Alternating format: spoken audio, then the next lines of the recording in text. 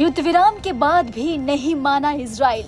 Beirut में Hezbollah के ठिकानों को किया तबाह। सीज फायर से पहले बेरूत में इजराइल का हमला। 14 महीने की जंग पर क्या लगेगा ब्रेक? आपको बता दें, युद्ध विराम के ऐलान के कुछ देर बाद ही इजराइल ने बेरूत में भीषण हमला कर दिया है। आईडीएफ ने हिजबुल्लाह के कई ठिकानों को तबाह कर दिया। हमले से कुछ देर पहले इजरायली पीएम बेंजामिन नेतन्याहू ने हिजबुल्लाह के साथ युद्ध विराम की घोषणा की थी। अमेरिकी राष्ट्रपति जो बाइडेन ने इजराइल के इस हमले पर खुशी जताई और उन्होंने इसे एक गुड न्यूज बताया। बाइडेन ने कहा कि इजराइल और हिजबुल्लाह ने सीज फायर डील पर सहमति जताई है, मगर उनके इस बयान के कुछ देर बाद ही बेरूत में जबरदस्त विस्फोट हो गया।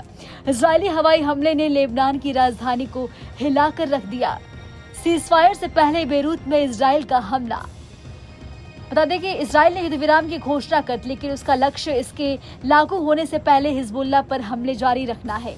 इजराइल और हिजबुल्लाह के बीच बुधवार को स्थानीय समय के मुताबिक सुबह 4 बजे से युद्ध विराम लागू हो सकता है। नेतन्याहू ने कहा कि वो लेबनान के साथ समझौता करने के लिए तैयार है, लेकिन हिजबुल्लाह ने अगर किसी भी तरह का उल्लंघन किया तो वो इस पर जोरदार जवाब देंगे। इजरायली पीएम ने कहा कि वो हिजबुल्लाह के साथ संघर्ष विराम के एक प्रस्ताव को मंजूरी के लिए अपने मंत्रिमंडल के पास भेजेंगे। हालांकि उन्होंने यह भी नहीं बताया कि ये युद्ध विराम कितने समय तक चलेगा। नेतन्याहू ने कहा कि अगर हिजबुल्लाह युद्ध विराम समझौते का उल्लंघन करता है तो हम उसे अटैक करेंगे। हालांकि इस समझौते में गाजा में हमास के खिलाफ इजरायली युद्ध पर कोई असर नहीं पड़ेगा।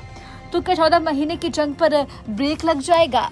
आपको बता दें कि स्थानीय अधिकारियों के मुताबिक इजराइल के ताजा हमलों में पूरे लेबनान में कम से कम 24 लोग मारे गए हैं। 7 अक्टूबर 2023 को इजराइल पर हमास के हमले के बाद इस जंग की शुरुआत हुई थी, जो अब तक जारी है। इजराइल हिजबुल्लाह युद्ध विराम उस क्षेत्र में आतंक को समाप्त करने की दिशा में पहला बड़ा कदम होगा। 7 अक्टूबर को हमास के हमले के बाद अगले दिन यानी 8 अक्टूबर को हिजबुल्लाह ने भी इजराइल पर हमला कर दिया। इसके बाद इजराइल ने भी हमास और हिजबुल्लाह पर पलटवार करना शुरू कर दिया। आपको बता दें कि इजराइल ने हिजबुल्लाह के कई कमांडरों को ढेर कर दिया, उसके सैकड़ों ठिकाने ध्वस्त कर दिए। उधर गाजा में इजराइल और हमास के बीच लगभग 14 महीने के युद्ध में कम से कम 44,000 से अधिक लोग मारे गए और 1,400 से अधिक लोग घायल हुए। यह गाजा के स्वास्थ्य मंत्रालय का आंकड़ा है। तो फिलहाल अभी इस खबर में इतना ही। आपको हमारा वीडियो कैसा लगा हमें कमेंट करके आप ज़रूर बताएं और हमारे चैनल को सब्सक्राइब करना आप बिल्कुल भी ना भूलें।